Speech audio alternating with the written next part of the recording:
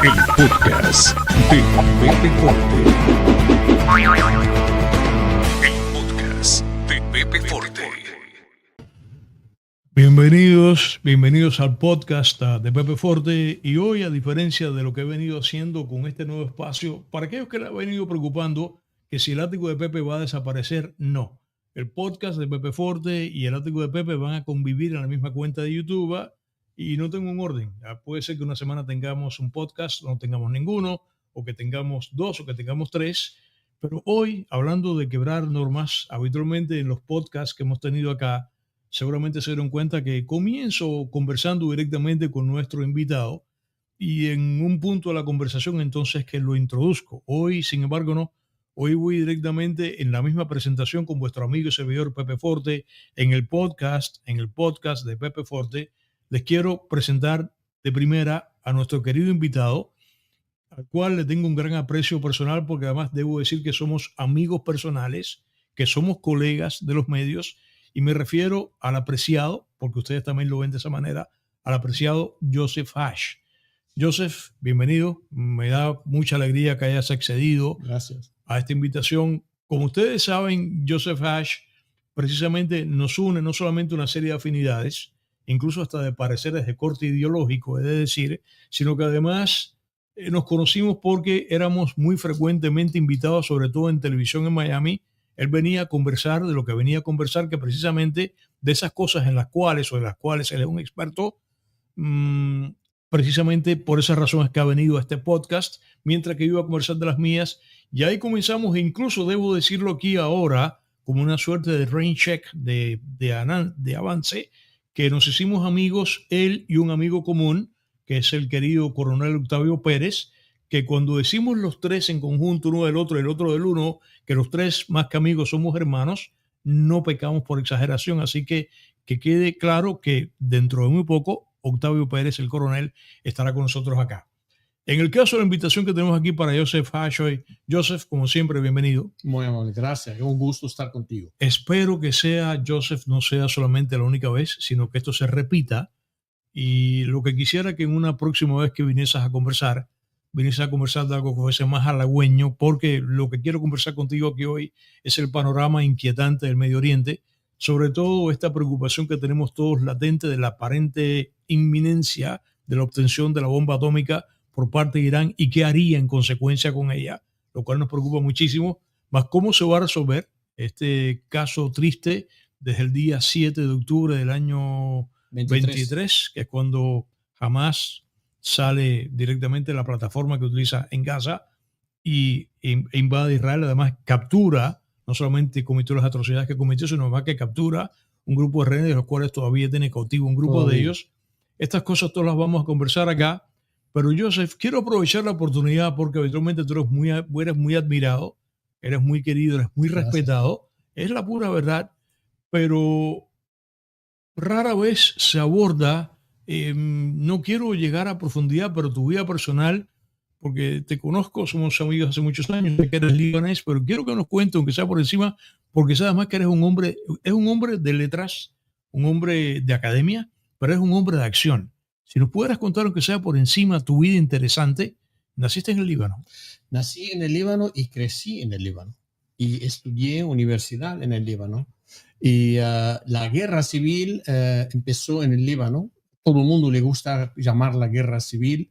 Yo la llamo una guerra de asalto a ocupar el Líbano. Por aquel tiempo era el jefe de ¿cómo se llama? De todo lo que se llama terrorismo, OLP, Yasser Arafat, claro, y su banda armaron allí, querían de una manera u otra, el único objetivo de ellos era sacar a los cristianos del Líbano porque eran la punta de contención. Contención para que no controlan al país, ¿no? Entonces yo a los 16 años y medio no tenía los 17 todavía, estuve de vacaciones con mi abuela y atacaron nuestro pueblo, nos quemaron una casa 300 años construida del tatarabuelo mío. Y con lo pequeñito que es el Líbano, porque el Líbano es un país muy pequeño. De hecho, la gente no lo sabe, el Líbano es mucho más pequeño que Israel. Claro. Israel es un claro. país pequeño Es también. un tercio de la superficie de Israel. Ujú.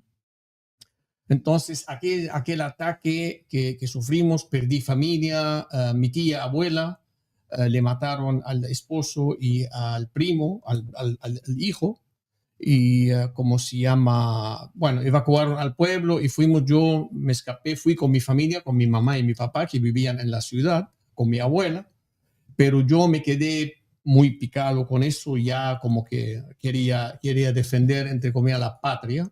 Entonces fui de voluntario al servicio militar y manipulé mi carta de identidad O por sea, un año. la falsificaste, no tenías la edad reglamentaria para entrar. No, tenía 17 y tenía que tener 18. Así, entonces, Entonces yo en árabe el 8 es una V invertida y el 7 es una V, tipo V, V de Víctor, ¿no? Entonces yo borré una pata de la 8 y le puse una pata de 7. Claro. Entonces ya un año y ¿cómo se llama? Mi papá, en paz descanse, murió y no sabe que yo falsifiqué. Caray. No se la conté nunca. Pero bueno, entonces fui, pero yo ya era en la secundaria, estudiaba de la sección de matemáticas, tenía listo la cabeza, entonces avancé rápido. Caramba, yo te veía más que de matemáticas, de números. Yo siempre te vi como un hombre de letras, que lo eres, pero me sorprende que también. No, pero mi cabeza es más matemática que de letras. Caray. Y claro, en los militares estos son valiosos porque tú tienes que usar mucho geometría por los mapas, álgebra por los cálculos de balística, tío, que todo es elíptico. Y astrología por operaciones de noche, ver la luna, como dónde está tu espalda, tu frente y todo eso. Todo eso me ayudó y yo avancé.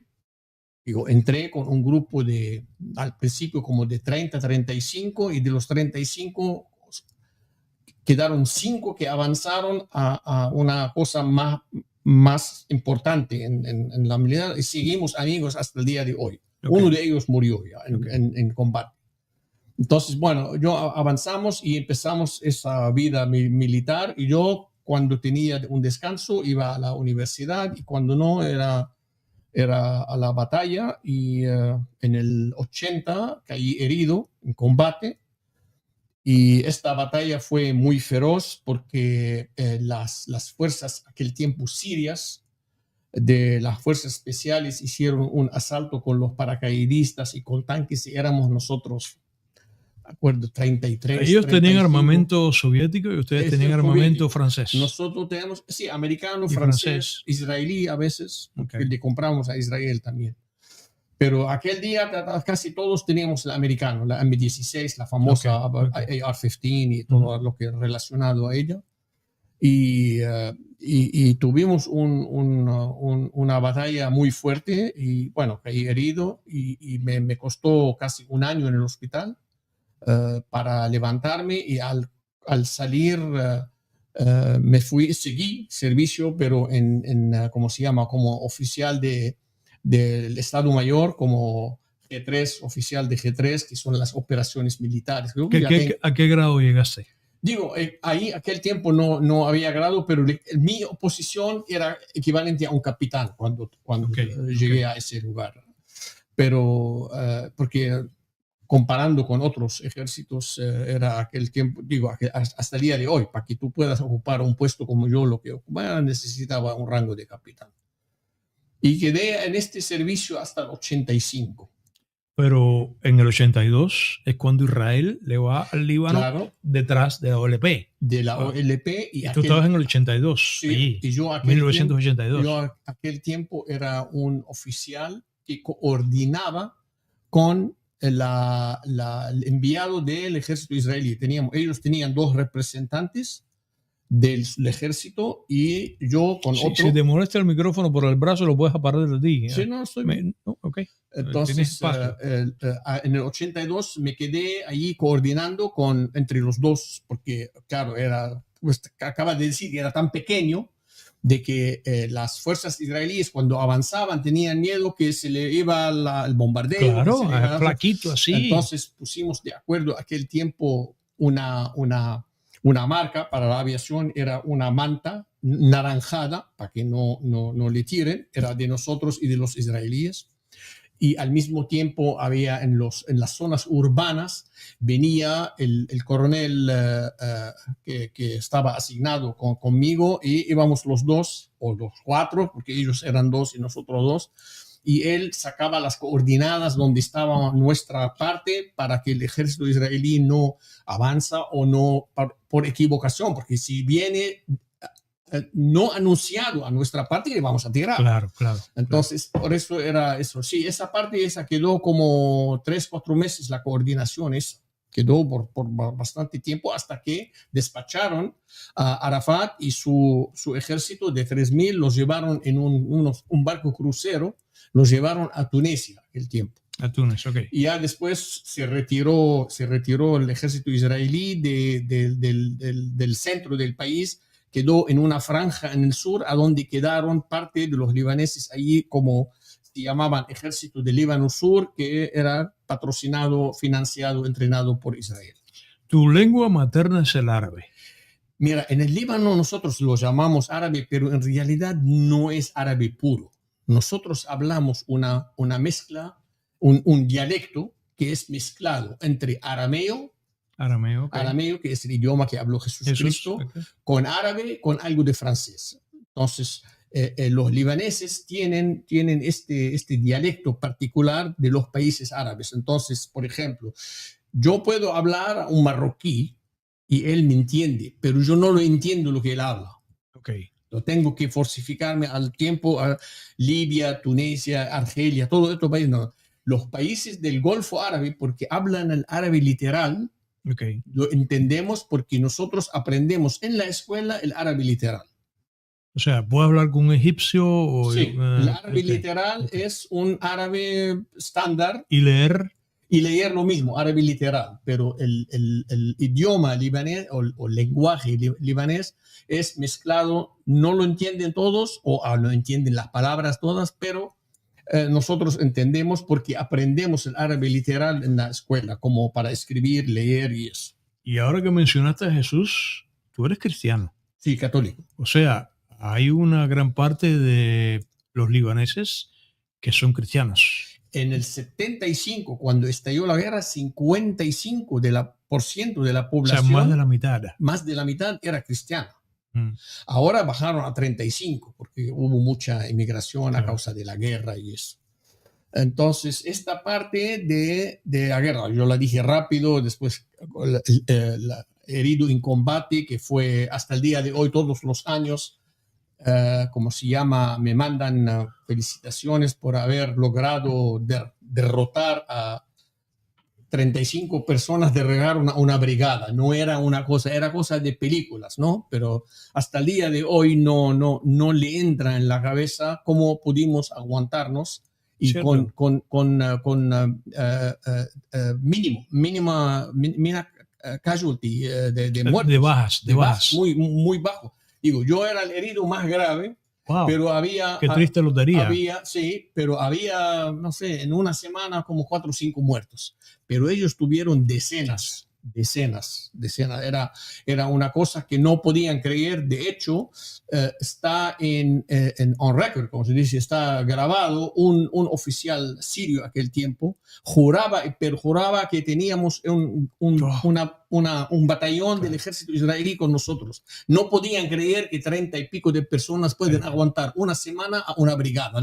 No le entraba por la cabeza. Pero Dios es grande y bueno, y Jesús es grande, y aquel tiempo nosotros creíamos mucho en eso, ¿no?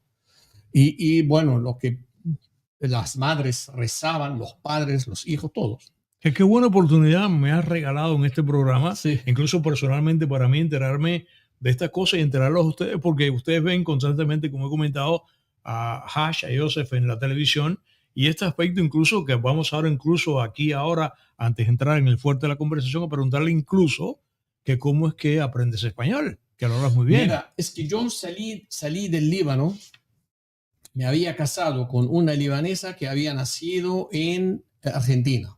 Oh, hey. y yo había visitado México. Pero tu acento español no es argentino. No me pegó. Es que ella tampoco tiene un acento, ese porteño, que digamos. Porteño, de Buenos Aires. Entonces, esto me ayudó mucho. Pero yo salí del Líbano porque ya trataron de matarme más de una vez. Y una vez estaba, lo que fue mi esposa después y la mamá de mi hijo, estaba al lado mío y me tiraban y no sé qué. Ella gritaba, sus gritos llegaron a Buenos Aires aquel día. No digo yo, claro. Entonces, cuando llegamos a la casa, va llorando y le dice a mi mamá, y vinieron las dos, se pusieron de rodilla delante mío, por el amor a Dios, lárgate. Okay. Y bueno, me convencieron, me fui del Líbano. Pero yo quería salir del Líbano, pero no tenía visa a ningún país, no podía entrar. Entonces, pero yo estaba aquel tiempo siguiendo la política internacional y escuchaba a Ronald Reagan más que escuchaba al presidente libanés. Okay. Entonces, había opciones para mí, Francia, Canadá y Estados Unidos. Ni consideré las primeras dos. Dije Estados Unidos, fui, busqué visa, voy a la oficina de Air France, le digo, ¿a dónde va Air France a Estados Unidos? Me dice, ¿a dónde quieres ir? Le digo, no importa, ¿a dónde para el avión primero? Me dice, en Nueva York. Digo, dame un ticket para Nueva York. Okay. Tenía 2 días, ya tenía que salir. Y el tipo me miraba así, pero yo le pagué el ticket a Nueva York y vine, no conocía a nadie. Así, nadie, aquí no había nadie. Ahí cuando llegué... O sea, eres el primero de la familia que se va del Líbano. Sí, de mi familia, entre mis hermanas, papá, mamá, sí. Y llego a Nueva York, pero ya habían, la familia ha tirado la voz, porque mi papá, como tipo patriarca de la familia, tiró la voz, y encontramos un primo mío que vivía en Nueva York. Me atendió allí unas semanas hasta que conseguí vivienda y todo. Y claro, no llegaba yo, digo, no es que venía de refugiado, venía, ya tenía dinero, podría rentar, claro, pero igual. Y me ayudó él, busqué, encontré una casa y luego llegó mi esposa aquel tiempo al mes. Y quedamos en Nueva York 2 años, pero no pudimos arreglar los papeles, pues hacía renovaciones y todo. Y yo no me quería quedar ilegal. No, esa cosa no me entra por la cabeza. Entonces yo tengo familia grande en México de parte de mi mamá. Y tu hermano que yo conocí vive. Conociste, claro. Vive allá todavía. Yo voy a México más seguido a verlo él con los hijos. No, y él viene aquí con lo de Jeep, porque ¿te acuerdas que eso nos unió? Okay. Así es. Entonces fui a México. Y estaba mi esposa embarazada de 7 meses y allí nació mi hijo. Mexicano. Y mi adoración a Ronald Reagan no fue en vano, porque el año que fui de Nueva York había firmado la ley de la lotería, de la Green Card. Okay. Entonces yo puse los papeles con un abogado y él nos dijo que todos los años yo les voy a presentar. Digo, ok, al tercer año nos llama a México que lo está buscando el abogado. ¿Para qué? Okay. Parece que ganaron la Green Card. La lotería, bueno, ok. Entonces, yo no lo pensé 2 veces, Estados Unidos. Y yo no había conocido Miami antes. Okay. Y, ¿cómo se llama? Pero cuando estaba en Nueva York tenía en Miami en mente, porque escuchaba a la gente hablando. Yo trabajaba mucho con argentinos, latinos y eso, en una compañía de exportación y eso. Entonces, eso es lo que hice. Dije, bueno, porque no conozco Nueva York, ya la conozco. Vamos para Miami, a ver, a probar. Okay. Y aterricé en Miami en septiembre 30 del 1990. O sea, ya no estaba Reagan, estaba Bush padre. Ya estaba Bush padre. Okay. Y aquel día... 30 de septiembre.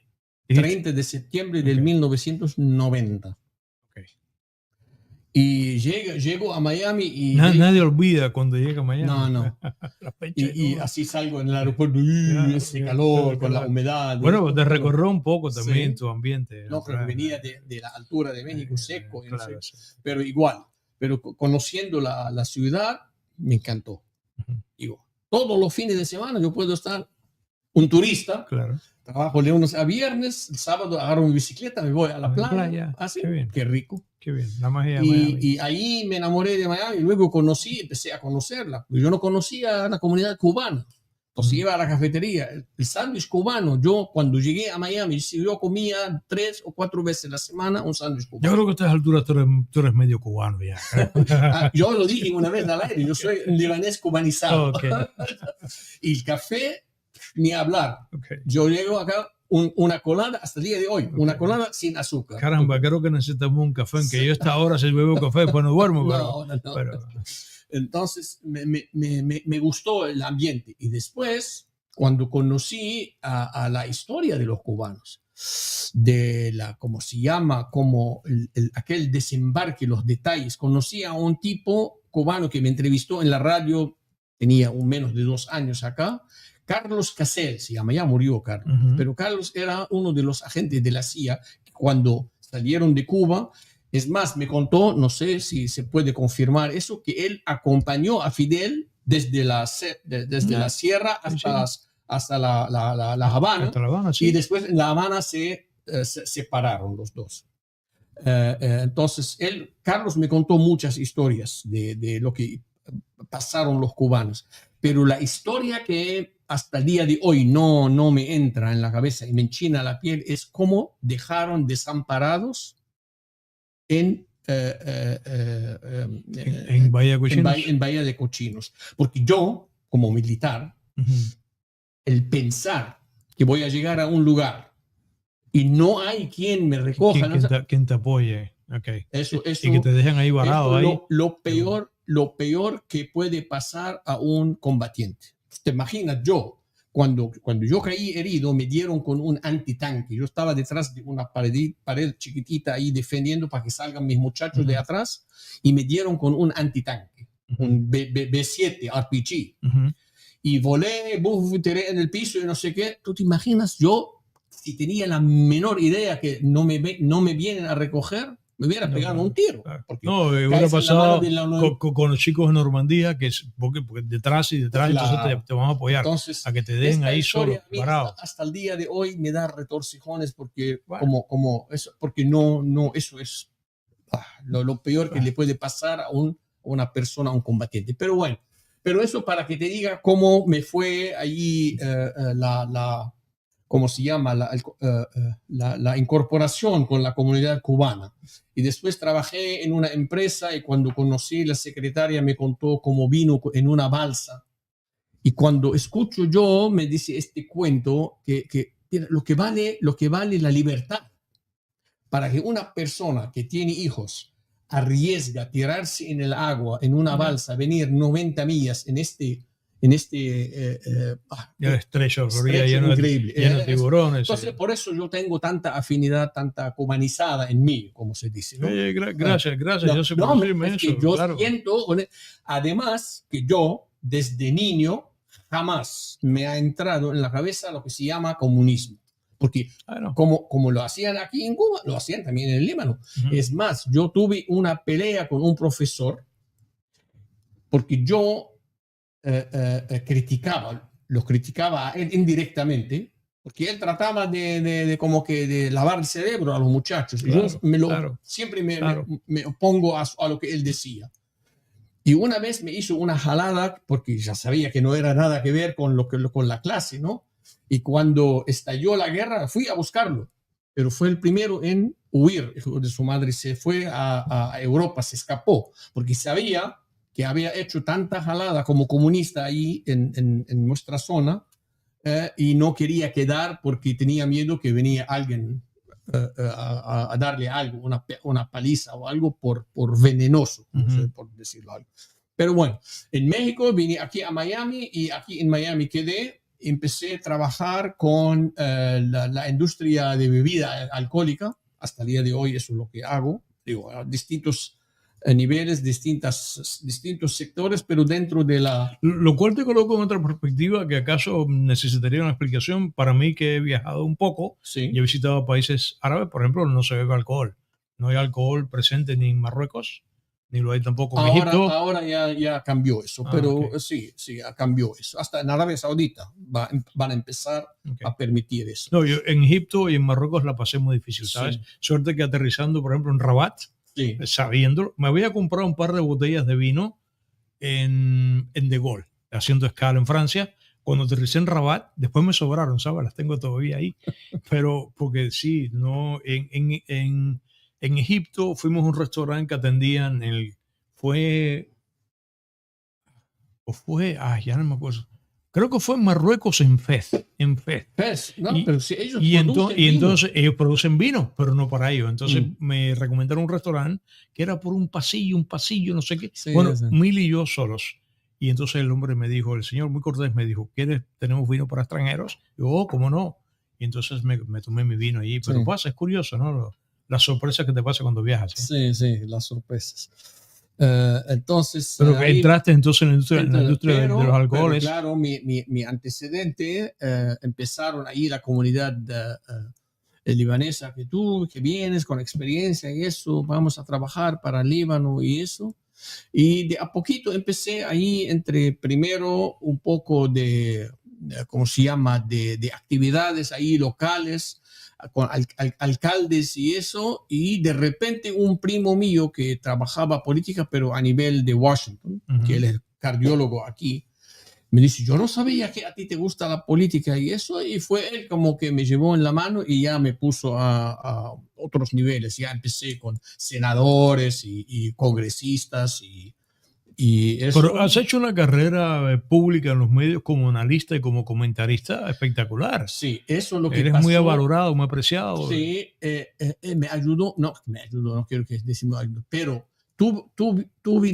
tuvieron necesidad los medios después del 9/11 más que todo, porque no había gente que hablaba del tema en español, muchos. Hay en inglés un sí. montón, pero en español que te lo explique de la manera que yo lo puedo detallar, desmenuzar, para que la gente lo entiende, no había. Entonces, escuchaba a alguien a mi presentación en un medio, de repente van a otro medio y cuando no me encontraban, llamaban al cura de mi iglesia para llamarle, dame el teléfono de él. Entonces, uno llamaba al otro. Ese teléfono que tengo lo tengo desde 1992. El mismo número. Entonces, ahí sí fue. Y cuando llegó la segunda guerra de Irak, ahí fue cuando empezaron los analistas que la gente... O sea, no 91, 2003. 91 no alcancé. El 3 no la alcancé. Con Bush. Sí, con Bush, hijo. Claro. El 9/11. Después del 9/11 fue cuando yo dije, yo tengo que presentarme en todos los medios lo que puedo para decir lo que está pasando y el por qué y cómo que esta gente hacen esto y hacen lo otro. Y ahí fui una campaña, digo, ¿cómo se llama? Ellen Aguirre todavía estaba en la radio cuando me invitaba a un programa de radio. ¿Quién más aquel tiempo? María Elvira estaba todavía en la televisión, apenas empezó, me invitaba a esto. Así María Elvira Confronta. Fui productor de ella unos meses. Sí, tienen un estudio ahí cerca de la 107, por ahí, cerca de FIU. Ahí también fui unas veces. Y después ya empezó a crecer este medio mío, y yo, claro, yo siguiendo, yo tengo todavía mis contactos en el Líbano, o el día de hoy, empezando desde la Palacio Presidencial, el Ministerio de la Defensa, la Suprema Corte de Justicia, son todos mi generación. Claro. Así que quiero ya comenzar a hacer de las preguntas que tengo en mente de la situación actual, que es lo que había presentado, pero antes de llegar ahí, todavía quiero finalizar tu conversación. Que sé por las diversas conversaciones como amigo que hemos tenido que estabas como una suerte de lista negra. Tú has sido como objeto blanco de atentados. Sí, aquí no, pero en el Líbano sí. Y que una vez incluso trataron de chantajearte con la vida de tu padre. Sí, así es. Esa fue hubo un congreso para la Iglesia Católica del Líbano, de los maronitas, en Los Ángeles. Entonces, las dos estaciones principales de televisión que transmiten allá y que transmiten también para el mundo árabe, vinieron para cubrir este evento. En el año 2000 esto fue. En el año 2000. Y me invitaron a ese programa El tipo que me invitó sabía quién era yo y quería provocarme. Y yo no me dejo fácil, ¿no? Entonces me hace una pregunta. Pero ¿qué cosa era? ¿Era un tipo liberal? No, ¿Qué cosa No, era? tú sabes, un presentador, pero quería ver que él está dispuesto a... Él pensó que él, si me hace las preguntas a intimidarme, yo me retiro. Le fue de lo contrario, porque yo no solamente le contesté, pero también desafié aquel tiempo al primer ministro, al Estado sirio, al presidente de Siria, su ejército, su servicio de inteligencia. Era todos. el padre, era Bashar, ¿no? No, aquel tiempo era toda Hafez. Y todo el mundo sabe que ese tipo era un asesino, Sí, ¿no? Entonces, el tipo del presentador tuvo que llamar al CEO de la estación de televisión a Japón, mostrarle la entrevista a ver si se animan transmitirla. Le dijo que sí.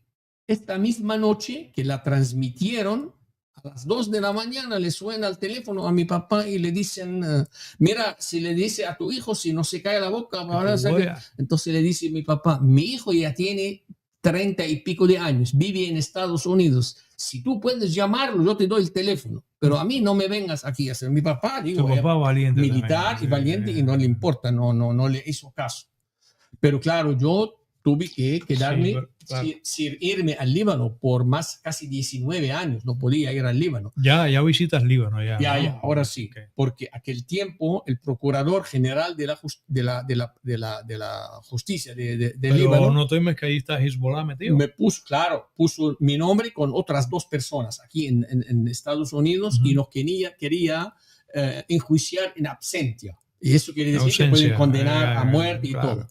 Y nosotros nos tocó aquel tiempo, la época de George Bush, hijo, George W., y John Ashcroft, que era el Attorney General, y le presentamos el caso y le mandó una carta de amenaza al procurador del Líbano, que estos son ciudadanos americanos, que ni se le ocurra tocarlos, porque vamos a transferir a usted a la lista de los terroristas y eso. Bueno. Y nos dejaron, pero igual no me podía ir al Líbano porque te pueden raptar de una manera. Te secuestran. Sí, te secuestran y 19 años sin irme al Líbano. Aquel tiempo mi papá se dio por vencido en el 2008, creo, y empezó él a venir cada 2 años con mi mamá a pasar 6 meses con nosotros acá. Esta es una de las cosas, ¿no? Qué historia interesante, Joseph. Qué historia interesante. Antes de irme en el Líbano, cuando te conté que me trataron de matar que estaba mi esposa al lado mío, el tipo, yo no sé si hay algún santo, algún Jesús, ¿no? Porque el tipo se me tiró la mitad de la calle, agarró la pistola y tenía un revólver de Smith Wesson. Y 6 balas no me pegó. No te pegó una. Así él apuntaba a la cara, ¿no? Yo lo manejaba así, lo quise aventar con mi carro, y cuando le llegué ahí a 1 metro se saltó, pero ya había tirado las 6 balas y yo seguí. El tipo era muy malo, ¿eh? No, es que venía, ya tenía, como se dice, le habían dicho, tráelo muerto o vivo, él prefirió muerto, pero Claro. Le salió el tiro en la culata. En caso que el programa terminase aquí ahora, perfecto, es un programa espectacular, sin embargo, no, el programa va a de verdad, incluso... No hay problema, tío. No, que caray, pero tú sabes, yo tenía las ansias, Joseph, de tantas veces que he conversado esto contigo, que las contaras públicamente, porque creo que realmente nunca tiene la oportunidad porque eres invitado a que converse lo que vamos a conversar, y precisamente vamos a entrar aquí ahora ya en esta edición del podcast de Pepe Forte. Primero... vamos primero a lo que te había comentado de Irán. Es cierto lo que se ha venido diciendo, que de acuerdo con los reportes de inteligencia, tan pronto como para este verano, estamos terminando en este momento que se produce este podcast, estamos en el mes de mayo, yo he escuchado fechas de junio. Es cierto que Irán en este próximo verano, que estamos ya abocados a él, podría obtener la bomba atómica. ¿Qué sabes? Puede ser que está tratando de llegar a ese punto, pero no va a poder llegarlo en la clandestinidad o escondiéndolo. Que sea Israel, ¿Qué significa eso? Israel y Estados Unidos están monitoreando el enriquecimiento del uranio. ¿Cómo se monitorea? a distancia. Eso. Porque ¿cómo se llama? Los generadores, los que a donde eso En las centrífugas. Centrífugas estas tienen alguna manera de monitorearlo de afuera. Además, que Israel tiene bastantes ojos adentro de Irán. Eso, O sea, que Israel tiene espías. espías allí adentro de Ok. Irán, eso lo sabemos y no lo dicen ellos, pero sabemos eso de lo que pasa de vez en cuando adentro de Irán. El asesinato de un científico, el asesinato de de un general o algo de eso. Entonces, sabemos dos cosas. Que Irán tiene ya uranio al 60%. Para que sea grado de arma, tiene que ser al 90%. Entonces, para entre 60 y 90 tienen que poner las centrífugas a full por 1 o 2 meses para llegar a ese grado. Esto no lo pueden hacer sin que nadie se da cuenta. 1. 2, sabemos que Irán, como ellos dicen, es el desarrollo nuclear, el enriquecimiento, ellos lo quieren para fines pacíficos. Esto no es cierto, porque para producir electricidad necesita uranio a menos del 20%. 17, 16, 7, depende la... Había pasado anteriormente, ¿tú recuerdas Sí. cuando aquella operación relámpago que le hizo Israel a Irak? A Irak, Cuando Irak exactamente. dijo, yo lo que tengo aquí es una planta electronuclear, y se la bombardearon. Se la Eso fue en el bombardearon. 81, si no me falta la Así memoria. es, hace 81. Ok.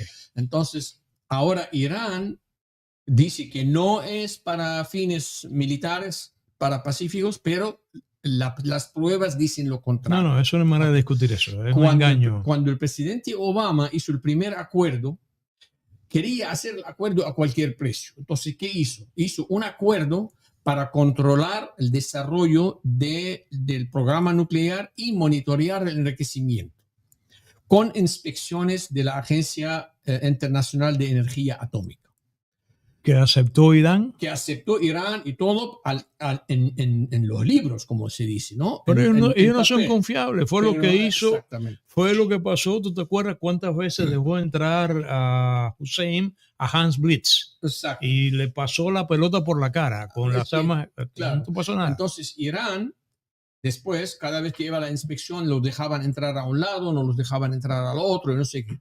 Y lo que más pasó también, que el señor Obama estaba tan enfocado al programa nuclear solamente, que dejó de incluir en este programa, en este acuerdo, que digamos, los proxies de Irán en la región, 1, y 2, el desarrollo del programa de misiles balísticos. Porque esa es la otra cosa. Tú tienes la ojiva, por ejemplo, Sí, pero tú tienes que tener el vector. claro. Tienes que tener las dos cosas. Y además hay que ver exactamente, vamos a hablar de eso ahorita, Sí. cuáles son los objetivos de Irán, dependiendo si es Israel, que es lo que le queda relativamente más cerca, Más cerca. que no es tan cerca. Sí. Porque la distancia... No, pero ya tienen cómo alcanzarlo y lo vimos así Ok. 6 meses, el año pasado lo vimos, cómo alcanzaron al territorio israelí y lo estamos viendo Eso ahora. fue una prueba, ¿sabes? Todo eso Claro, fue una claro, prueba. es para mostrar a Israel que podemos No te alcanzar llegamos al hasta ahí, territorio claro. israelí. Eso fue lo que fue. Entonces, entonces, el primer acuerdo, cuando ve el presidente Trump que Irán está financiando, armando a todos sus proxies en la región, 1, 2, está desarrollando el programa balístico de sus misiles, además que no está dejando una inspección propia para el programa nuclear, sale del acuerdo, pero no sale del acuerdo para dejar que Irán haga lo que quiere, no, al contrario, lo que hizo es impuso todas las sanciones que estaban antes, pero agregó algo que funcionó al 100%, anunció de que cualquier país, cualquier compañía multinacional hace negocio con Irán, no puede hacer negocio con Estados Unidos. Y quedó Irán, salieron todas las, incluyendo la China, salió de Irán. Entonces, de inmediato la moneda iraní cayó al 200-300% el valor de la moneda, ya no podían vender el petróleo que producen, lo poco que le permitía las sanciones no lo podían vender, tampoco lo pueden consumir, entonces los ahorcó. Pero claro, pensando el presidente Trump que iba a quedar otros 4 años y no había manera que pudiera aguantar estas sanciones Irán. Llega el Pero señor, lamentablemente no sí, pasó. Llegó llega el Biden, señor Biden al programa y al levanta, cual Obama le dejó, yo lo creo, le dejó escrito en la gaveta más sí, íntima, le cómo dejó hacer las cosas. la partitura. No, pero tenía, él, hay que ser un poco también Iluso. iluso pensar que el señor Biden estaba gobernando Estados Unidos. Nosotros sabemos del primer año, de la primera semana, de que la señora Susan Rice estaba en la Casa Blanca. Ujú. Ella era la jefa de la seguridad nacional del país del señor Obama. Jake Sullivan era su asistente durante la época del señor Obama. Entonces había un equipo del Se señor quedó con Obama todo en el la Casa equipo de Blanca. Obama. Estaba Así ahí, es. estaba ahí. Entonces todos sabemos que estaba en función todo lo que era... Por eso mucha gente dice irónicamente que fue el tercer mandato de Obama. así es. Lo cual cada día es más evidente. Claro, pero claro, porque lo estamos viendo ahora con lo que pasa. Y sabremos más. Entonces, pero una de las cosas que hizo el presidente Trump en su primer mandato, el famoso acuerdo Abraham, lo que poca gente sabe el valor de este acuerdo es que llega el señor Trump a Arabia Saudita aquel tiempo, junta a 53 países musulmanes, excepto Irán, el 54 que no estaba presente, y los hace firmar un acuerdo de cooperación de inteligencia en contra del Islam radical, que hicieron un centro de operaciones adentro de Riyadh, Arabia Saudita, a donde todos estos países mandan información sobre los islamistas radicales que quieren hacer bulla en el mundo, problemas y eso. Y todo esto luego lo filtran, lo arreglan y vuelven a mandarlo a todos los países, pero cada uno tiene la información de todos los otros. Hasta el día de hoy estamos beneficiando de ese programa. Hace un año, los signatarios fueron, particularmente fue Marruecos, Sudán, son como 5. Sí. Tan solo eso le habría valido al presidente Trump por lo menos la nominación al Premio Nobel de la Paz. Pero no sabemos que nadie lo va a nominar porque no lo quiere ni en pintura, pero lo que está haciendo, lo estamos notando el día de hoy. El año pasado, en Colombia arrestaron a elementos de Irán tratando de entrar a Colombia con pasaportes griegos y de allí a Estados Unidos. A través de la frontera, pero ¿no? ¿De dónde venían? Venían de Venezuela. En otro lugar también, que creo que en México también agarraron a otros, también los mandaron de vuelta a Venezuela, porque venían de Venezuela. Entonces, sabemos ya que esta cooperación, cuando sale una lista de sospechosos de terroristas, sale en todas las agencias que cooperan una con la otra. Los colombianos, los argentinos, los de México, Brasil, no sé si está cooperando porque sabemos hasta el día de hoy que hay elementos de la Guardia Revolucionaria iraní que entran y salen a Brasil y nadie los paga. Así que no sé durante la época de Bolsonaro si pudo alcanzar a hacer cambio, pero si lo hizo no era suficiente. Entonces, este logro que hizo el presidente Trump en hacer cooperar todo eso nos sirvió para ubicar a los posibles terroristas en el futuro, en Europa, en Estados Unidos, en Canadá, en todo el mundo. Pero este mismo acuerdo, que se lo llamó después el Acuerdo Abraham, que se desarrolla el Acuerdo Abraham, de que Israel haga la paz o se restablecen relaciones entre Israel y países árabes. Empezó Emiratos, luego Bahrein, luego Qatar, luego Marruecos, y todo empezaron a juntar los países para el Acuerdo Abraham. Ahora, Arabia Saudita, siendo el país, el líder del mundo musulmán, y sabiendo de antemano que en el mundo musulmán hay una simpatía del 70% a favor de los palestinos, la solución de dos estados, que haya un estado que se llama Palestina, es importante para poder terminar con este pleito y que los palestinos dicen, bueno, tenemos un estado que se llama Estado de Palestina. ¿Cómo va a ser? ¿Qué tan grande? Esos son detalles, después se resuelven. Pero al mismo tiempo, esto abrió los ojos al príncipe heredero de Arabia Saudita ahora, que es Mohammed bin Salman, a hacer una visión del futuro de esta zona, incluyendo dentro y del Acuerdo Abraham. Y en una entrevista con Fox News, él da su visión, cómo puede ver el futuro, una línea de ¿cómo se llama? Una línea de caravana, que lo que le llaman la caravana de la seda, la famosa en el pasado entre la India, Sí, China la ruta, y la ruta de la por- seda. que Bueno, que lo está invocando China otra vez Ajá. ahora. la está buscando China en el norte del Ajá. continente, pero Arabia Saudita lo había buscado ya con un acuerdo con la India. Arabia Saudita, una caravana toda a trabajo en la tierra hacia la costa del Mediterráneo. Entre Israel y el Líbano van a dividir, porque hay ¿cómo se llama? Oleoductos de Arabia Saudita al Líbano, que hay refinerías que refinen al petróleo saudí en el Líbano. Entonces, cuando dijo esto, los iraníes se le prendió el foco y incitaron a Hamas de hacer el famoso 7 de octubre. Este ataque de Hamas a Israel. Sí. Ahora. Y aquel día parece en la ¿cómo se llama? Las escuchas de la inteligencia y todo, se dieron cuenta que el tema no era solamente que salga Hamas de la Franja de Gaza a atacar, sino el ataque era más grande y planeado. Porque habían planeado de que Hezbollah ataca lo mismo, sale Desde del sur el norte, del Líbano, desde el norte, del norte de Israel, sur del Líbano. y los movimientos populares de Irak iban a casi invadir a Irán y entrar por Cisjordania. Por eso el presidente Biden ordenó a la Sexta Flota que se plantara allí por los dos lados, por Mediterráneo y por el estrecho de Hormuz, Sí. ahí.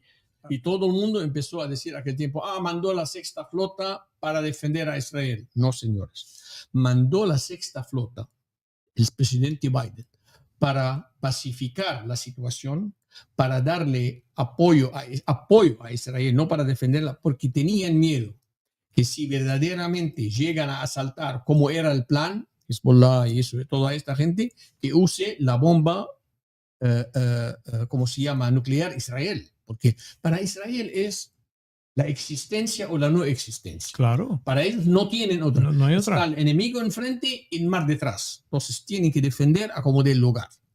Y por eso mandaron la Sexta Flota para que Israel por sí. Yo estoy aquí, no te metas, yo estoy aquí. Entonces, bueno, fue lo que pasó, ¿te acuerdas? Que fue genial en la primera guerra del Golfo, que te acuerdas que le mandaban a Israel los cohetes Scud. Claro, le mandó y Bush diciéndole, el mandaron el Patriot, que fue el que se los paró, y Bush diciéndole, porque le llegaron los cohetes, diciendo, sí. No te metas, yo voy a resolver este problema, porque acuérdate que Hafez al-Assad dijo, si se mete Israel, cuando la guerra del Golfo, la primera, el 91, aquí, entonces aguantando Israel, recibiendo las bofetadas, y me están pegando, entonces eso fue una jugada genial, que el viejo Bush la logró hacer muy espectacular. No, fue una obra de arte lo que hizo el papá Bush. Además fue consiguiendo diplomáticamente primero en las Naciones Unidas luces verdes para que todo el mundo aprobara que era la salida de Kuwait, que es lo que fue, por eso que Norbert Schwarzkopf quería seguir. Y dijeron, no, aquí la cosa es sacar a este de Kuwait.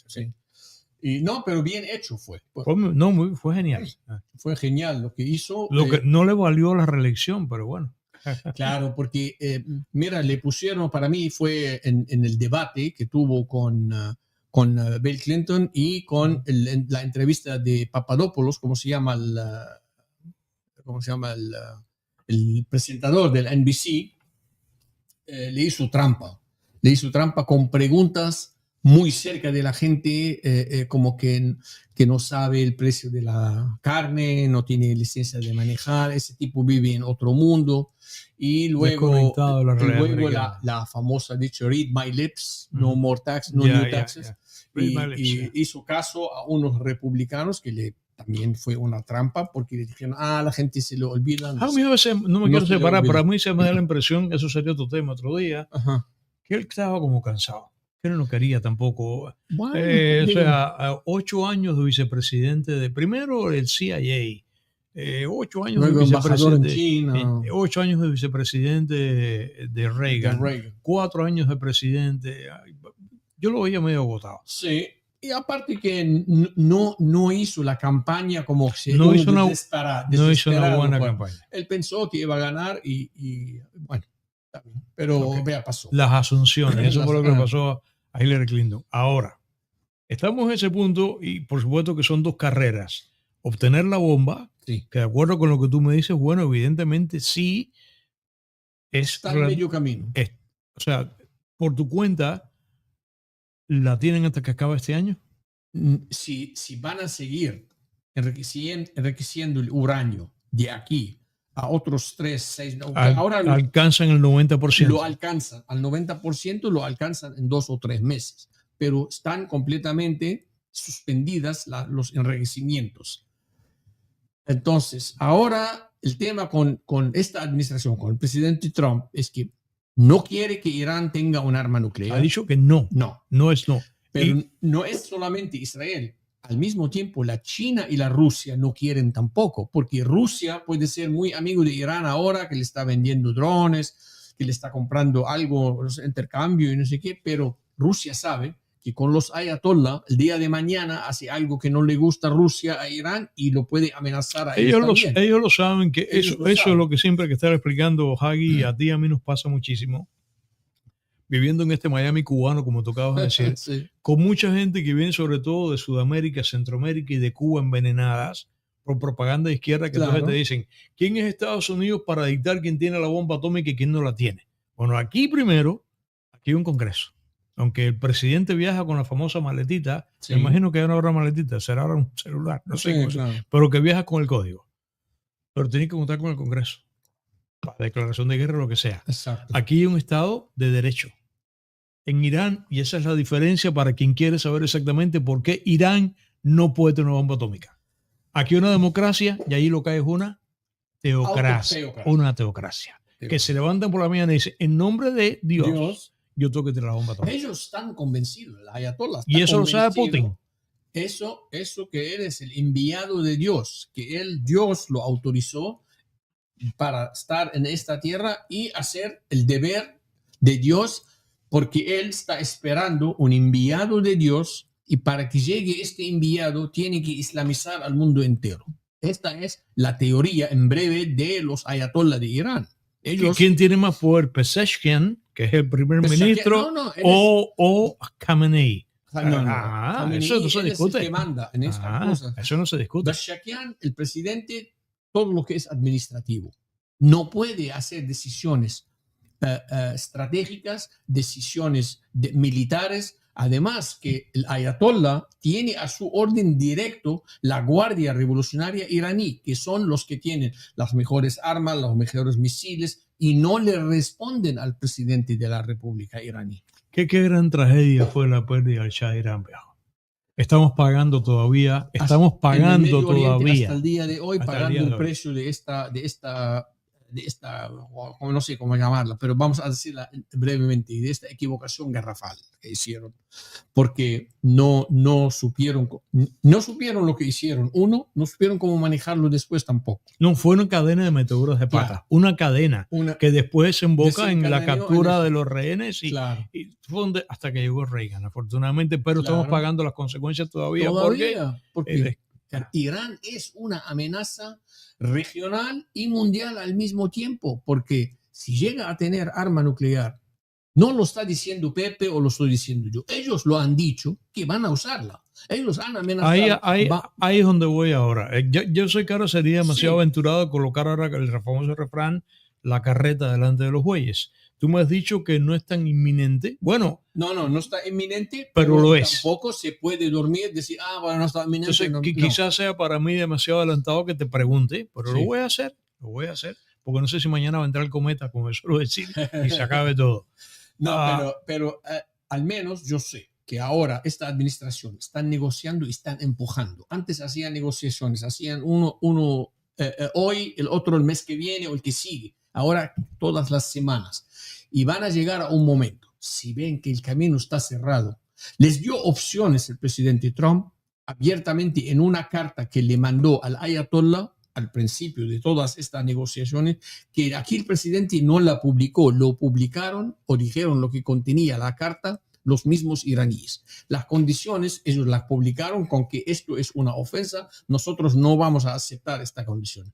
Fue muy claro el presidente. Tienen en Irán dos opciones. La primera opción es que desmantelan el programa nuclear, desmantelan el programa de misiles balísticos y cortan todo vínculo con los proxies de ellos en la región. Hamas, Hezbollah, los Houthis. Houthis, todos. Lo cortan.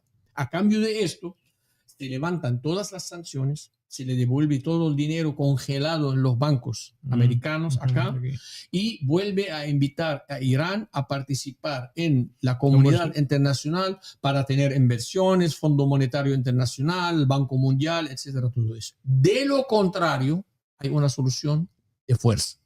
Ahí la segunda opción no tiene mucha explicación. Solución a la fuerza. ¿Qué quiere decir eso? Vamos a bombardear las bases. Lo que pasa que ahora, yo creo que hasta Octavio lo puede detallar más que yo, pero en general, para que decidan finalmente bombardear, hay muchas cosas que hay que tomar en cuenta. Primero, tienen que paralizar la defensa aérea de Irán, los misiles SAMS y todo eso. Irán tiene una defensa aérea, antiaérea medio loca, porque es ecléctica.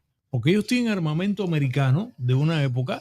Ellos vuelan, creo que junto con MiG-21 o 23, vuelan F-14. Sí, y manipulan eso, lo arreglan a su manera. Tienen su propia industria también de montar arriba de lo americano algo propio de ellos también, misiles y estas cosas. Entonces, primero tienen que paralizar la defensa aérea. Segundo, tienen que bombardear las bases de los misiles de largo alcance, los balísticos y los de medio alcance. ¿Qué está más avanzado hasta donde tú sabes? ¿Es más fácil avanzar en los misiles, en la parte balística, que en la obtención de la bomba? Ellos balístico, ya están. Ellos ya están la balística, ya tienen lo balístico. Y sabemos hasta dónde llegan, porque por ejemplo... Hasta Europa. Porque, por ejemplo, lo que estamos hablando ahorita, si no me falta el cálculo aquí ahora, la distancia que media entre, un ejemplo, entre Teherán, que es la capital de Irán, Israel es aproximadamente la distancia que hay entre aquí y New Hampshire. Más o sea, está por encima de New York. Son como 1.800. Porque está en medio, está metido Irak, es pedacito de Siria. Y Jordania o Siria, Jordania, uno de los dos. Entonces, ellos tienen un vector que llega hasta a Israel. Tel Aviv, exacto. Hasta Israel. Y ahí, por supuesto, que la bomba atómica que le hace falta es menos bomba que cohete. Porque Israel, para borrar el mapa, lo que necesitan es una bomba atómica del tamaño de este. Exactamente. Lo que pasa que, aunque no tengan la bomba atómica, además, tiene que ser chiquita porque afectan a Siria. Ahorita le cuento algo acerca de afecta a quién. Para que paralicen estos misiles, no solamente por lo nuclear, porque ellos tienen armas químicas también, porque la pueden usar. Esa ya la tienen, la pueden usar. Pero a un momento dado, cuando Ahmadinejad era el presidente de Irán, le preguntaron lo mismo que acaba de decir. Pero si tú vas a tirar una bomba atómica para borrar a Israel del mapa, vas a matar a judíos, pero a musulmanes y a cristianos. Claro. Es decir, no importa.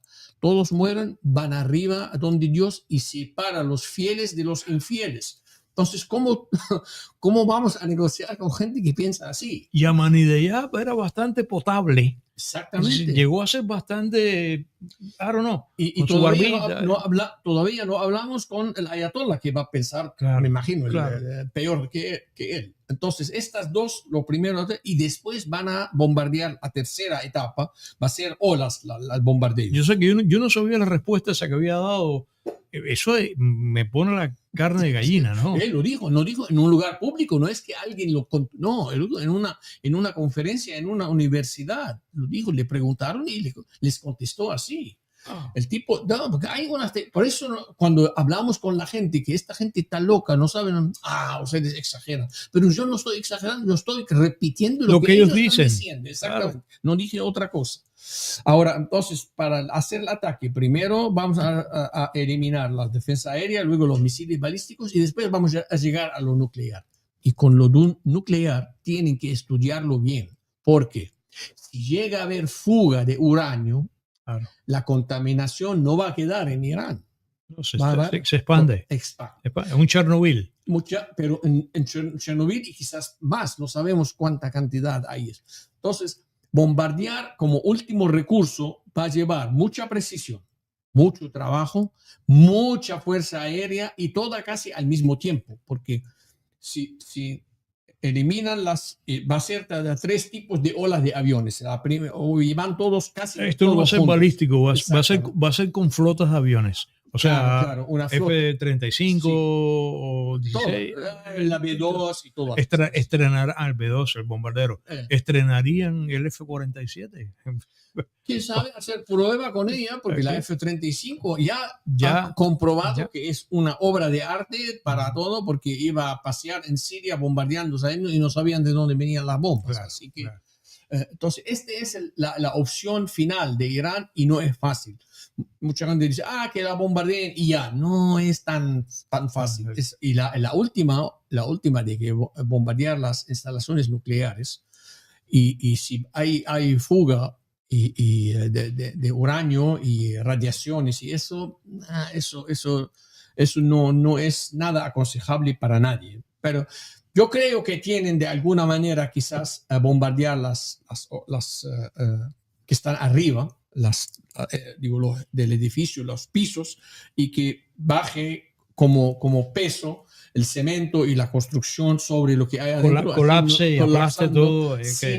Sin que le ataque una bomba directo es la mejor manera. Ahora, los detallitos militares, hay genios, ingenieros y todo eso. Octavio Pérez, que lo puede detallar más deshuesándolo ahí para que para lo que te había traído, evidentemente, sí. O sea, ni Israel ni Estados Unidos definitivamente no van a permitir que Irán tenga la bomba atómica. Ahora, definitivamente no. Lo están diciendo públicamente. Además, pero Estados Unidos, esta administración. Sí. Si dentro de 4 años no está esta administración, what's going to happen? Por eso yo estoy contando con que de aquí a 1 año y medio, todos estos problemas grandes, que sea Rusia, que sea Hamas, que sea Irán, China con Taiwán, se tienen que resolver todos. Todo eso tiene que poner o una solución o resuelto de aquí antes de las elecciones del 26. Del 26, gracias.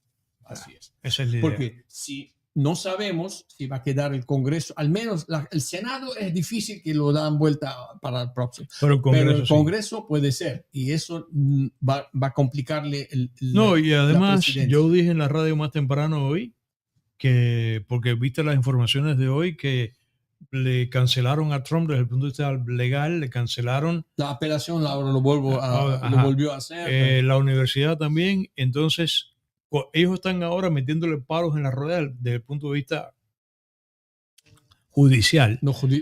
Sí, esa es la única arma que si en las elecciones de medio término, si perdemos el Congreso, prepárate que vienen otra vez la hora de impeachment. Van a venir. Ahora no pueden. Eso lo digo aquí, lo pronostiqué en la radio hoy, como fue que dijo read my lips, mark my words. Que eso es lo que va a pasar, y por eso lo creo. Es importante que esto se porque es que depende de la paz del mundo, porque yo me siento el otro día en la conversación que tuvimos, la pasé muy bien en esta invitación que nos hizo el buen amigo Diego Suárez. Y yo lancé el bombazo ese que lo dije allí, creo que tú te habías ido ya. Yo sí me siento, Joseph, como si estuviese sobre un polvorín. Yo estoy muy inquieto. Ya prácticamente a mí con la edad que tengo, como que me va importando menos, pero yo pienso en mis hijos, pienso en mis nietos, y yo me siento muy preocupado porque, mira, por ejemplo, me acabas de decir, Estados Unidos no le va a permitir ni Israel la bomba atómica a Irán. Entonces, ya son un sí. El otro sí es que, evidentemente, si Irán la tiene, ¿sí la va a usar? Te pregunto. Definitivamente. La va a usar. Entonces...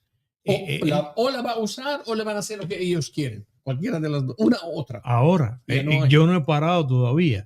En caso que obtengan la bomba atómica y esto ocurra dentro del marco de esta misma administración y le vayamos encima, Israel o Estados Unidos o mancomunadamente, que es lo que yo creo que va a pasar, ¿cómo reaccionaría Rusia?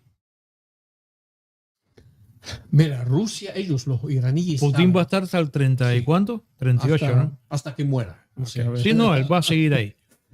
Me dicen, pero ni siquiera te voy a preguntar como que China. Sí. ¿Cómo reaccionaría Putin? Mira, Rusia sabe, digo, los iraníes saben cómo va a reaccionar Vladimir Putin. Porque ellos saben que Vladimir Putin no tiene un Congreso a responder. ¿No? No tiene un Senado para responder, no tiene un pueblo para responder. Le amenazan o le hagan cosquilla a Putin, Putin sí va a usar su y va a borrar Es a un Irán del autócrata, mapa. ya no cuenta con la Duma No, ni con no, una no, no, porra, no ya ese es importa, él. es Es un otra autócrata. cosa. Ahí sí, ellos saben con quién meter.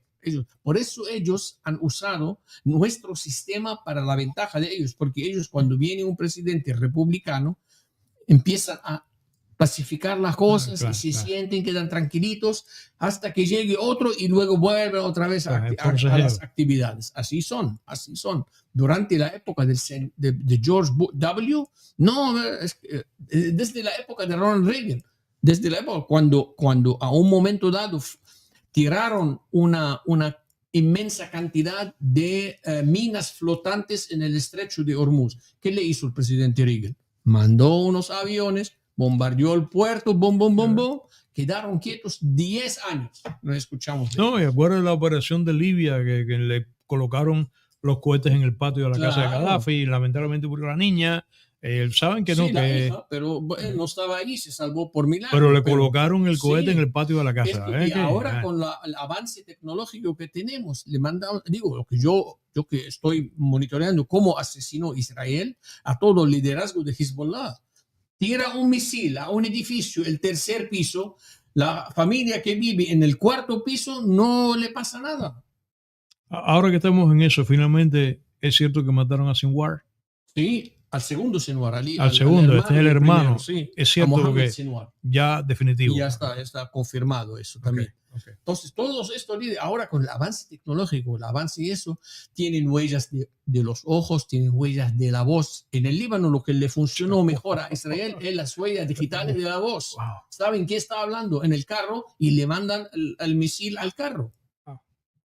Qué bueno. Bueno, imagínate. Entonces, pero nosotros estamos ahora enfrentando otro tipo con Irán, que la locura de los ayatollah. Mira, te voy a dar un ejemplo. Cuando estalló la guerra entre Irak y Irán y hizo un avance Irak adentro del territorio iraní para hacer el contraataque, Ayatollah Khomeini aquel tiempo pidió a todos los iraníes que le manden sus hijos para defender a Irán y para abrir el camino en un campo de minas, mandó a los muchachitos matarlos para que estallen ellos los campos de minas para que entren los soldados detrás de ellos. Se inmolaron, que te cuesta la vida. Claro. Y cuando le dijeron, ¿por qué hiciste? No importa, las mujeres pueden crear otros. Bueno, es lo que tú estabas comentando el otro día en el almuerzo que nos contaste, tú estabas al lado mío. Sí. Que los 9 hijos, ¿no? 9 hijos de los palestinos. El índice de natalidad de la mujer en la franja se le exige 9 hijos. Digo, se le exige o sea, es que no, la mujer no tiene ni voz ni voto ahí. Entonces, tiene una fábrica de bebés. Es una fábrica. El promedio es 9 y fracción de hijos por mujer. Empieza a dar a luz desde la edad de 16 años, uno detrás del otro. Para que tenga reemplazo. ¿Cómo se convirtieron en 10, 12 años de 800,000 a 1,5 millones? Ahí, claro, de esa manera. Así es lo más fácil. Si los vemos cuando muestran en la televisión ahora, tú ves que las ayudas humanitarias que están tirando, no sé qué, mira la cantidad de niños de todas las edades que están miles y miles por un camión de comida. ¿Dónde viene eso? Todos tienen menos de 14, 15 años para abajo. Todos. Miles. No quiero porque si no nos daría aquí esta mañana y quiero que tú regreses en otro momento. Incluso voy a poner de lado las preguntas que tenía para ti. No, pero vamos a dar un breve también. Lo de Hamas ahora. Lo de Hamas, Estados Unidos está empujando hasta el límite a Israel para aguantar, para resolver el tema de los rehenes muertos y vivos. Ahora, hoy se supone que lograron un acuerdo y iban a hacer un cese al fuego, 60 días. Pero jamás dijo que no, hoy. Todavía no contestó, dijo que lo está revisando, pero no, hasta que llegué acá no habían respondido. No sé si respondieron mientras. Yo había visto en la mañana que dijeron que no. pero no sé. Sí, Tú estás más informado que yo. Pero Witkoff está encima de los dos. Hay que hacer un acuerdo porque la imagen de Israel con lo que está saliendo de imágenes de la Franja de Gaza no ayuda a Israel. Es una crisis humanitaria, no causada por Israel, causada por Hamas. Porque sí. Sí, pero el malo, esto lo han invertido, el malo de la película claro, es Israel. Lo que pasa es que hay una alianza internacional entre la izquierda mundial y el Islam radical. Y esta alianza, la que está montando toda esta imagen de Estados Unidos y de Israel en el mundo entero. Estas manifestaciones aquí en las universidades, Free Palestine, todo eso, esto viene de dinero de la izquierda. Esta gente no tiene dinero para manifestar. ¿De dónde Claro, tienen? y sabemos de dónde sale. Sabemos de dónde viene. Sabemos Entonces, dónde sale. esta alianza y también la alianza con la prensa voluntaria. Yo hago entrevistas también en francés a Francia y tengo que batallar con ellos al aire a veces. Es que son ofensivos en decir cosas a veces que no tienen sentido. ¿Cómo tú me vas a decir que jamás tiene que quedarse en la Franja de Gaza para el bienestar de los palestinos? Pero están locos ustedes. Es como decir, si los mismos palestinos, la autoridad palestina, el gobierno de los palestinos, no quiere reconocer a Hamas, ¿por qué tú y yo lo vamos a reconocer? Claro. Si es una organización terrorista. No, pero se convirtieron en partido político, fueron elecciones, las ganaron, supieron manipular todo eso muy bien. Todo el dinero que se les dio con el acuerdo de Oslo, con los túneles. Yo estaba mirando de Sinwar, no lo sabía.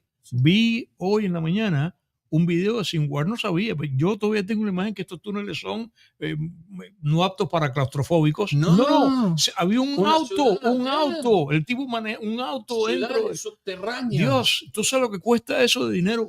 Y todo eso, que además lo que sabemos que los acuerdos de Oslo le exigía, que eso lo he comentado más una vez acá, dice, pero ¿qué Israel criminal? Cuando se produce el ataque, entonces Israel deja sin corriente, o sea, sin electricidad, sin agua y sin combustible. Bueno, lo hicieron ¿por qué? Porque los acuerdos de Oslo le exigían que Israel fuese responsable de las utilidades. Le dieron todo. Estados Unidos fue el que le exigieron que creo que era 14% del financiamiento, el dinero. Y todo ese dinero hasta el día de hoy. Hasta el día de hoy. Agua, luz y internet. Desde Israel. Les llega. ¿Y para qué han utilizado todo eso?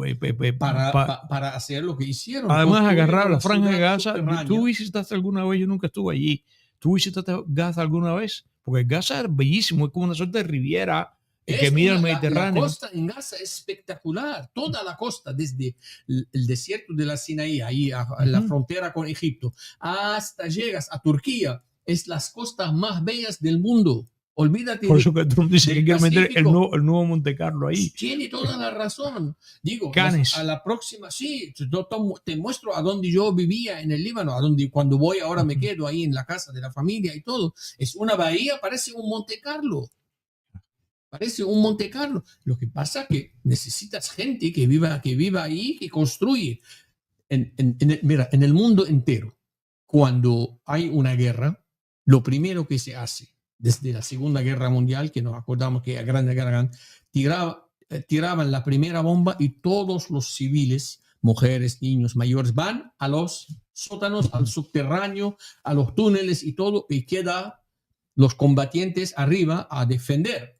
En la Gaza es al revés. Ellos se van de abajo y dejan a la gente arriba. No, lo ponen como blanco y lo ponen como escudo. Ellos quieren usar las víctimas estas como propaganda para lograr fines políticos. Ellos son los asesinos. Pero esa guerra la ganan porque la izquierda y los liberales utilizan esa propaganda. Si no existiesen esos medios de esa manera, esa guerra no. La guerra se la están ganando haciendo ganar aquí. Aquí, con los medios liberales aquí. 100%. El único medio que transmite desde la Franja de Gaza es el medio de Hamas. No hay otro medio. Tú dices, Hamas, es que hoy Israel mató a 200 personas, pero tú no puedes corroborar esta información porque no te dejan. Y cuando dicen, no, pero hay prensa acá. ¿Quién es la prensa? Al Jazeera. Si son empleados tuyos, es lo mismo. No nos sirve. No, es Al Jazeera. Y tienen poder y tienen... Tienen alcance. Claro, eso es la palabra, alcance, es lo que iba a decir. Alcance a nivel internacional, porque ya transmite en francés, funciona, en inglés, en árabe. Es el CNN de ellos, funciona muy bien. Funciona muy bien. Te tengo una pregunta difícil porque quiero ir cerrando me gustaría, Joseph, estar contigo aquí esta mañana. La cosa es que vas a regresar otra vez. Sí, no sé. Te tengo una pregunta difícil, porque además tengo amigos que me dijeron que cuando te traía acá y yo estuve conversando con ellos, queremos que le hagas esta pregunta, A ver. que es lo siguiente. Trump acaba de, bueno, prácticamente regresar de este viaje que hizo por el Medio Oriente, el cual visitó Arabia Saudita, Emiratos y visitó Qatar. Ok. Yo adoro a uno de mis ídolos, a Mark Levin. Además, estoy procurando conocerlo públicamente, conocerlo personalmente, quiero decir. Y ellos son amigos. Y lo vi hace como 3 semanas diciendo, y ese es bueno, y como la directora sabe que yo me pongo que me enfogono, yo me molesto muchísimo en mi programa y en la radio también. Él le pasa igual, que se pone la calva roja de cómo se pone. Y el otro día él comenzó diciendo, hablando de Trump, dijo, somos buenos amigos. Y ellos lo son. Él y Trump son buenos amigos en su programa, que yo no me lo pierdo, cada sábado y cada noche en Fox. Y dice, también dijo, I adore him and he adores me. O sea, yo lo adoro y él me adora a mí. Sí. Pero él es judío. Claro. Y es un hombre muy inteligente, o sea que fue asesor de Reagan. Y cuando uno saca la cuenta, él nació el día 21 de septiembre del 57, yo nací el día 5, quiere decir que tenemos la misma edad. Y si él fue asesor de Reagan en los 80, estaba en sus 20 años. O sea, un tipo inteligente. Interesante, sí. Sin duda. Mucha gente no sabe esos datos de su biografía. Y entonces él hace toda esa presentación diciendo que él y Trump se llevan muy bien. Y entonces a continuación se lanza por un tobogán de comparaciones. Dice, todos los matrimonios, los mejor llevados, tienen discrepancias, lo cual es verdad. El caso, para ir al punto que voy aquí, yo me siento un poco así, francamente, delante de ti, porque tú y yo conversamos eso el otro día en el almuerzo con Diego.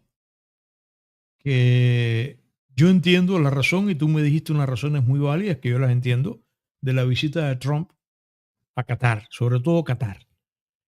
Pero Mark Levin, siendo judío, estaba muy molesto con la visita de él. Entendemos que económicamente fue un éxito, porque además, para mí que todo el mundo de la aviación le metió por la cabeza a los catarí, le vendió 200 unidades de Boeing. Eso es una venta gigante que le arrancó a Airbus.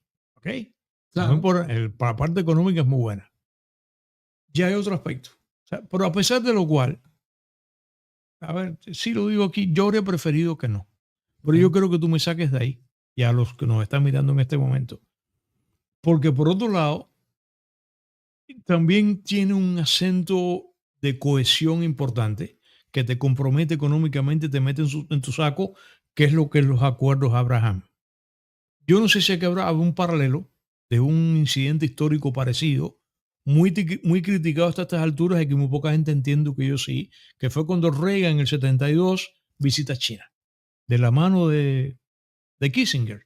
Yo sí entendí la visita. La gente piensa que fue por connivencia ideológica. No. Él fue a controlar aquello, utilizar a China contra una Unión Soviética en expansión. Claro. No fue, además, China, que podía ofrecerle, la China además económica, no tenía nada. Muerta de hambre. Entonces la gente, tontamente, la gente juzga a los presentes apoyándose en un pasado totalmente incoherente. No es comparable. Ahora, te pregunto eso.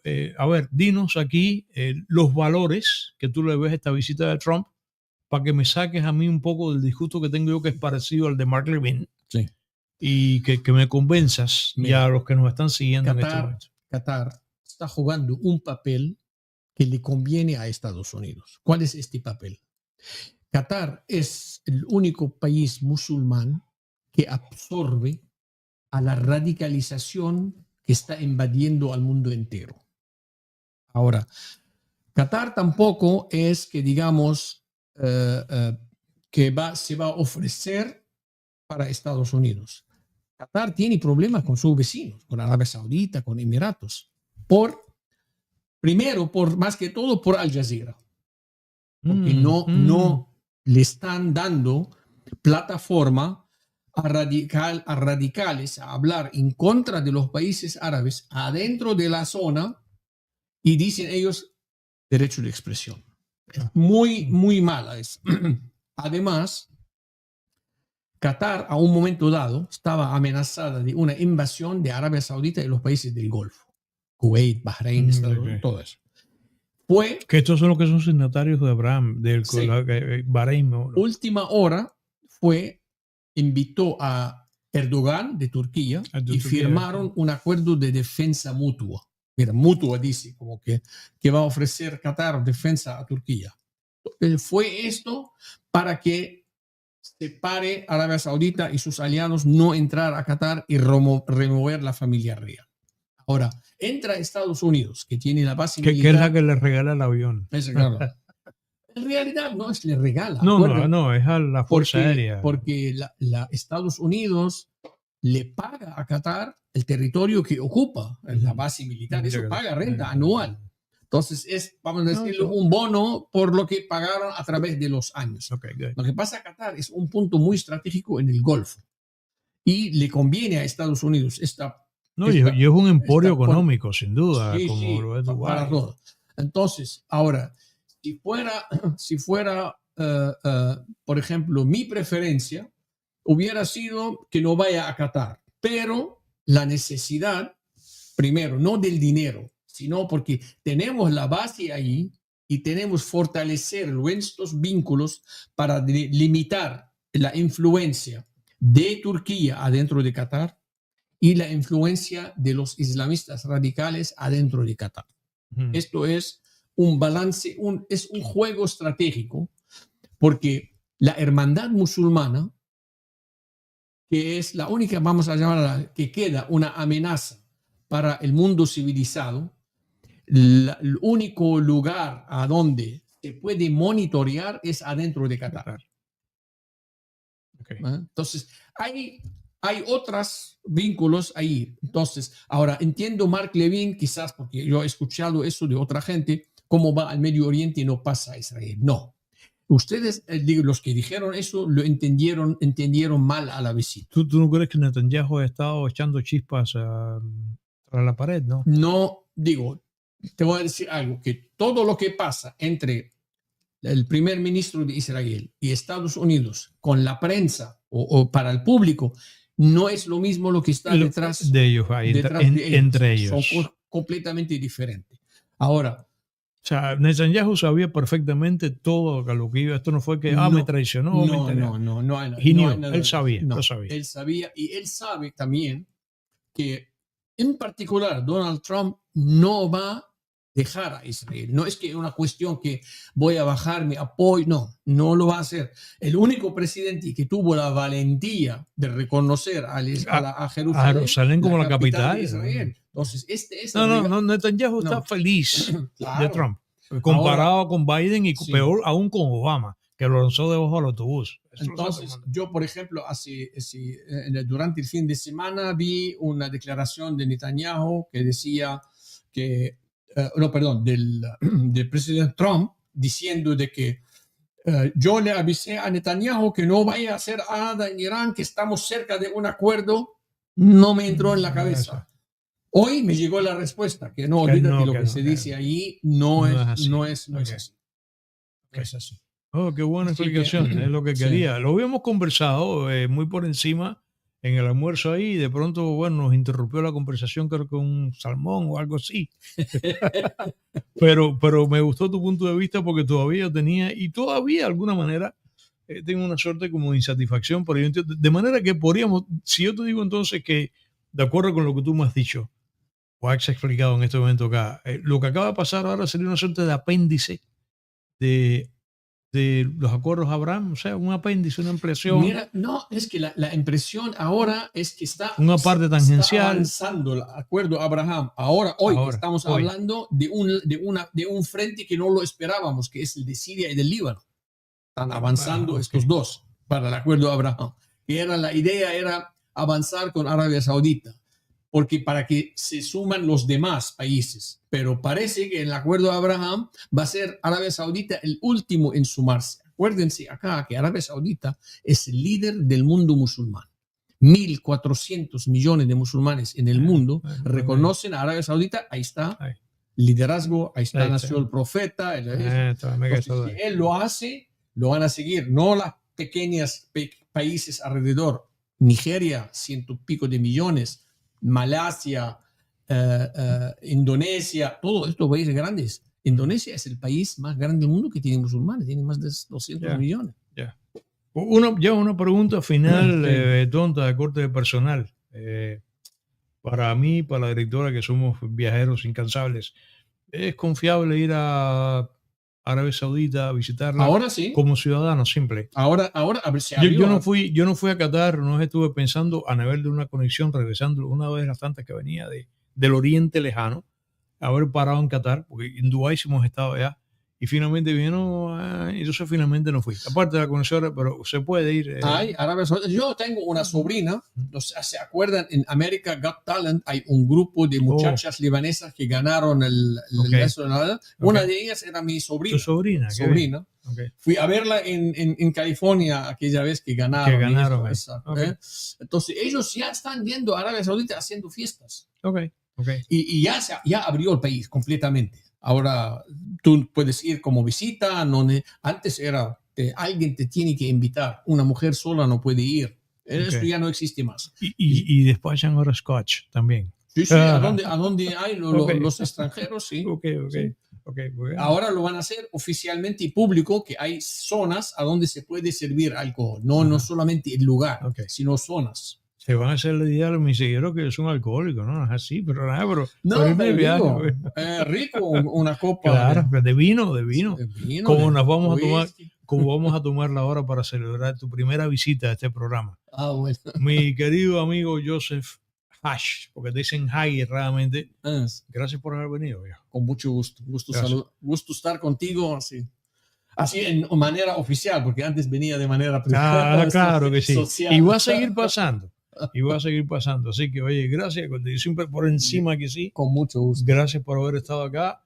Espero que no sea la última vez. No, la última no. Porque tenemos que seguir agotando temas.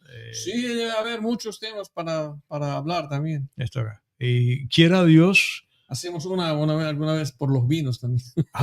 Claro, ¿por qué no? Claro que sí. Y ojalá que el próximo tema de conversación no sea en una dirección penosa y lamentable lo que tenga que ver con Irán y la bomba atómica. Ojalá que no sea así. Así que, gracias, Joseph. Gracias por estar acá.